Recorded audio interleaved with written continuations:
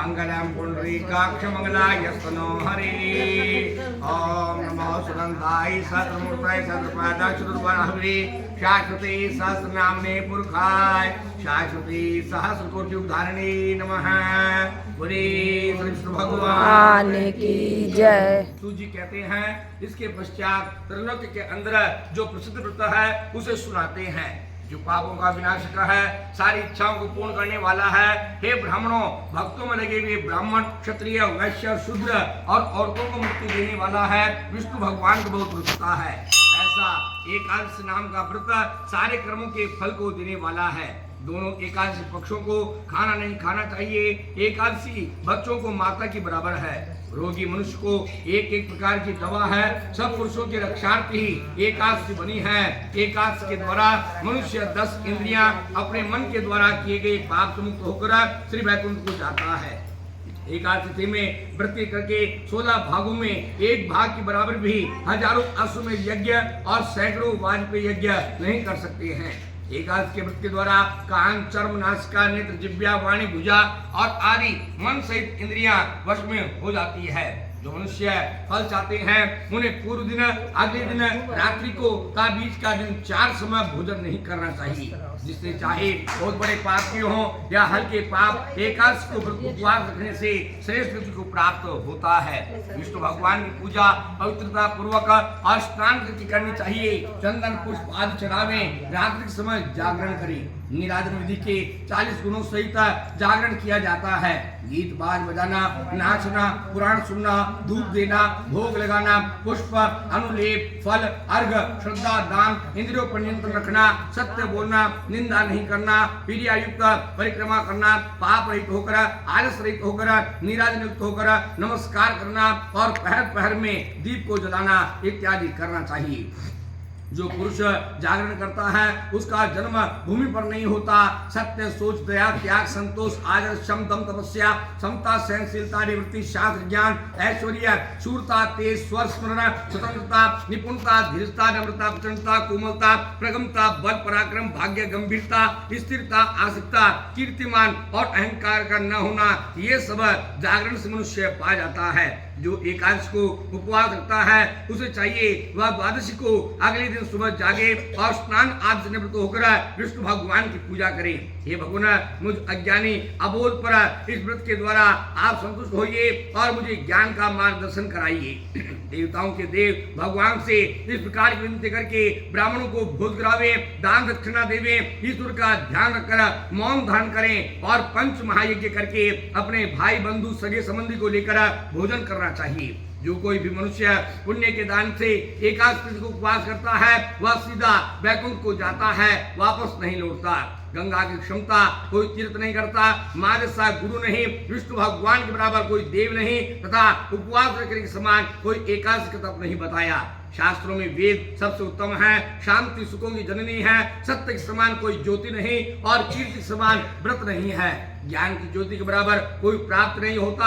एकादशी के व्रत के समान कोई व्रत नहीं है, पिता के समान कोई गुरु नहीं बताया और कीर्ति के समान दौलत नहीं है। भद्रशील और गालव की कथा का यह वर्णन करते हैं। प्राचीन काल में गालव नाम के ऋषि सच बोलने वाले शांत जितेंद्रिय तप के भंडार थे। नर्मदा के किनारे पर निवास करते थे। नर्मदा नदी का किनारा बहुत से ऋषि मुनियों से पूर्ण था। बहुत से पेड़, मृगु, सेवित, सिद्ध, चरण, गंधर्व और पक्ष आदि विद्वान से भरा हुआ था। उसमें कंदमूल और फल बहुत मात्रा में थे। गालव मुनि के भद्रशील नाम का एक पुत्र संलग्न एकादशी व्रत रहता था। लोग के अनुग्रह में तत्पर, तुम्हें कोई सुख अथवा दुख और मोह नहीं है। सदैव विष्णु भगवान की भक्ति में संलग्न रहता था। सूजी कहते हैं अपने पिता के वचन को सुनकर भद्रशील ने पूजन का सारा वृतांत वर्णन कर दिया। हे पिताजी, आप बड़े भाग्यशाली हैं, मेरी कहानी सुनिए। सूजी के कहने पर मुनि गालव से सुनकर आश्रित और खुश होकर चतुर भद्रशील से कहने लगे, हे उत्तम भाग्यशाली, पहले जन्म में तुम कौन थी? सच बताओ, तुम्हारा यमराज से क्या कहा था? भद्रशील ने कहा, हे पिताजी, पहले जन्म में मैं चंद्रवंश उत्पन्न हुआ था।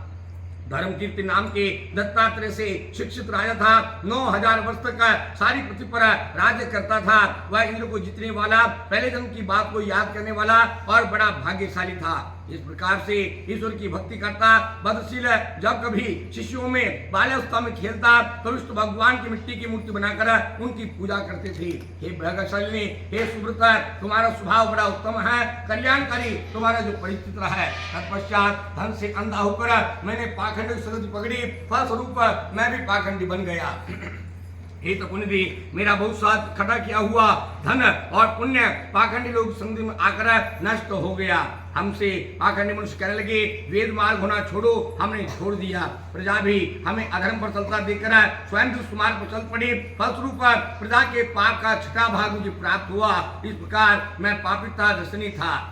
एक दिन की बात है, हिरणों का आखिर करने के लिए वन में अपनी सेना से पहुंचा। वहां बहुत से हिरणों का नाश किया। घूमते हुए भूख प्यास बेचैन रेवती नाम की नदी का पहुंचा, क्योंकि धूप से बेचैन था, अतः नदी में स्नान किया। भूख से बेचैन मैं अकेला उस जगह नदी के पास रहने वाले एक स्थान पर बैठे सायंकाल को मैंने एकादशी का व्रत करने वालों को देखा। उपवास रखे हुए रात के समय में मैंने भी जागरण किया। उसके समाप्त होने पर भूखता प्यास व्याकुल होकर मेरे प्राण पखेरु उड़ गए। तब बहुत डरावने यमदूतों के द्वारा मैं बांध जाकर रास्ते में अनेक प्रकार की असहनीय पीड़ा पाता हुआ यमराज के पास आया। भयानक यमराज को मैंने देखा। चित्ररूप से यमराज कहते हैं, पंडित जी विधि पूर्वक इसका खाक तैयार कीजिए। सूत जी कहते हैं, यमराज के प्रश्न करने पर बहुत देर तक सोच समझ कर चित्ररूप बोले, हे धर्मराज, यह महापापी है, किंतु इसने एकादशी को सुंदर रेवती नदी किनारे पर व्रत जागरण किया, अतः इस प्रकार से पाप मुक्त हो गया। एकादशी के द्वारा सारे पापों से मुक्ति मिल जाती है, चाहे कैसे पाप क्यों न किए हो। चित्रगुप्त इस कथन को सुनकर धर्मराज ने भूमि पर कांपते हुए नमस्कार किया और हे तात, धर्मराज ने श्रद्धा पूर्वक मेरी पूजा करी। अपने दूतों को बुलवाकर धर्मराज कहने लगा, सुनो, श्रेष्ठ बात कहते हैं, धार्मिक मनुष्य को हमारे पास मत लाना। जिन लोगों को विष्णु भगवान की भक्ति प्राप्त है तथा जो ब्राह्मण भक्त हैं, वे एकादशी व्रत करने वाले हैं, इंद्रियों को जीतने लिया है और नारायण से प्रेम लगाए हैं, जो हरे शरणम ऐसा बोलते हैं, उन मनुष्य को छोड़ देना।